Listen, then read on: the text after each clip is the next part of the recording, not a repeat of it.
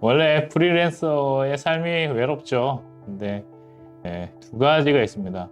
하나는 자유롭게 살아야 되고요. 또 하나는 그 자유로움이 외로움입니다. 그래서 두 개가 공존을 하는데 어떤 조직에서 같이 사람들과 이제 같이 어울려서 살고 이런 것들이 그리운 건데 이제 프리랜서의 삶을 택했다면은 그 외로움은 가져가야 되는 것은 맞습니다. 그것을 어떻게 극복할 거냐는 또 다른 문제죠. 그래서 같이 마음이 맞는 그런 프리랜서들을 만나야 됩니다. 그렇지 않고 그냥 난 외로우니까 다시 조직으로 들어가겠다 그러면 조직에서 구속됐기 때문에 생겼던 그것을 다시 마주해야 되는 거고요. 내가 프리랜서로 나왔기 때문에 누려야 될 자유로움은 또 못 가져가는 겁니다. 그래서 그렇게 되려면은 이제 자기가 활동하는 영역들을 좀 더 세분화해 가지고 내 개인의 네트워크를 하나씩 형성해 나가는 게 되게 중요해요. 그러니까 내 관심사가 있고 나와 마음이 맞는 사람들이 관심사에 따라서 여러 분류로 나뉘어지거든요. 그러니까 그것들을 내 안에서 어떤 생각들이 있는지, 내 안에서 어떤 욕망들이 있는지를 잘 구분을 해서 그 구분대로 나의 네트워크를 구축하는 것이 굉장히 중요합니다. 그래야 내가 갖고 있는 외로움들을 조금 해소하는 방법이 되겠죠. 그런데 기대하지 말아야 될 것은 무엇이냐면은 예전에 있던 큰 조직에서 얻었던 그러한 소속감은 없을 겁니다. 내가 큰 조직에 소속이 되어 있었던 그런 소속감은 프리랜서로서는 찾을 수가 없어요. 근데 잘 봐야 될 것은 그것이 진짜 외로움이라면은 나는 프리랜서 생활을 할 수 없는 사람입니다. 근데 누구나 마찬가지잖아요. 언젠가는 자기의 사업을 하는 것이 그게 프리랜서가 됐든 조직을 만드는 사람이 됐든 내 영역을 구축해 나가는 게 중요한 건데 그 구축해 나가는 것은 반드시 외로움을 동반하게 되어 있습니다. 그래서 그 외로움은 건전하게 나의 네트워크를 좀 풀어나갔으면 좋겠다라는 게 이제 제 의견이고요. 많은 현인들이 말씀하시는 것도 자유를 얻으면 그 자유만큼 외로움이 있다. 자유롭다라는 거는 결국에는 누구도 날 터치하지 않는다는 거거든요. 근데 나를 터치할 사람이 있다는 거는 또 외롭지 않다는 겁니다. 그래서 그 딜레마는 계속 지고 가야 되는 숙제라고 볼 수 있겠습니다. 외로움을 다른 곳에서 채워야 되는 게 아니라 저는 그렇게 생각합니다. 일을 하면서 파트너들이 생길 겁니다. 그 파트너로서 일을 같이 해나가는 사람들이 필요한 거고 나만의 스트레스라고 그러죠. 그런 것들을 풀어낼 수 있는 그룹이 필요한 거고 또 같이 뭐 밥을 먹을 사람도 필요한 거고 그다음에 같은 취미 생활을 할 사람도 필요한 거죠.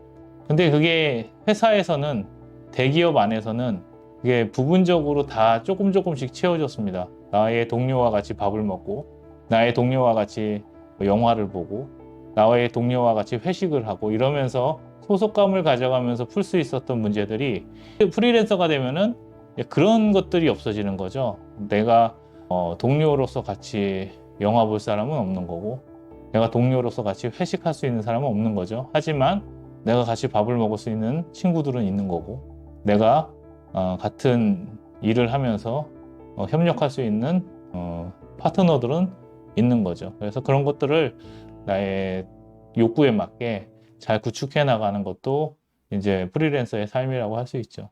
사람들이 그거를 잘 구분을 못 해요.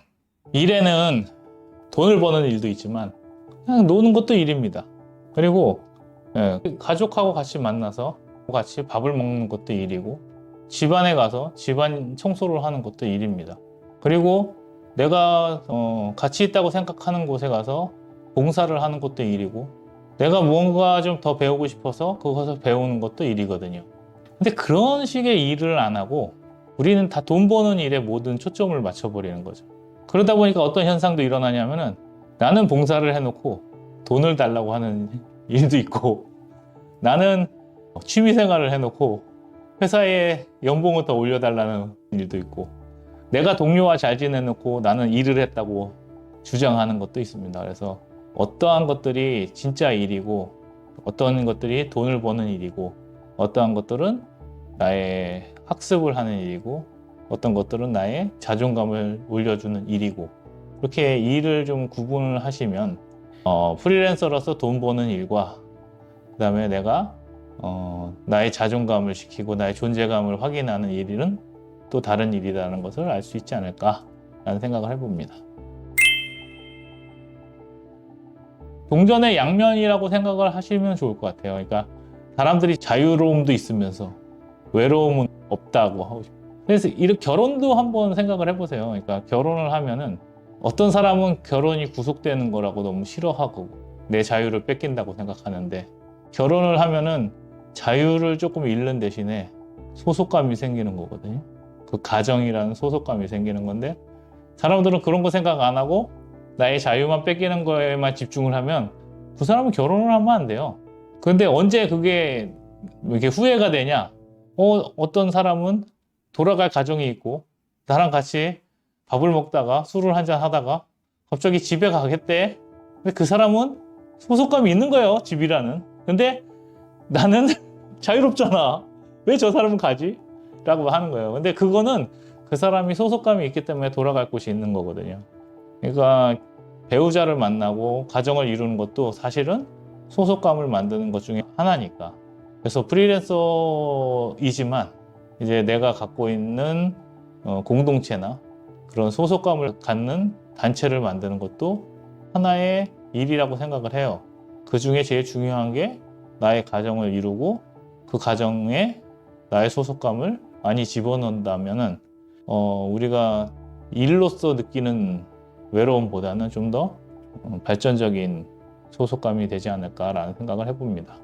얻는 것도 있는 거고 이제 잃는 것도 있는 거고. 그러니까 자유를 잃은 만큼 소속감이 생기는 거고, 소속감을 잃는 만큼 자유가 생기는 건데, 그 사이의 균형은 결국에는 개인의 몫이다. 그래서 그것을 잘 배분하는 것은 결국 각자의 몫이라고 생각합니다. 근데 어디에 더 가치를 두느냐는 제가 감히 얘기할 수 없어요.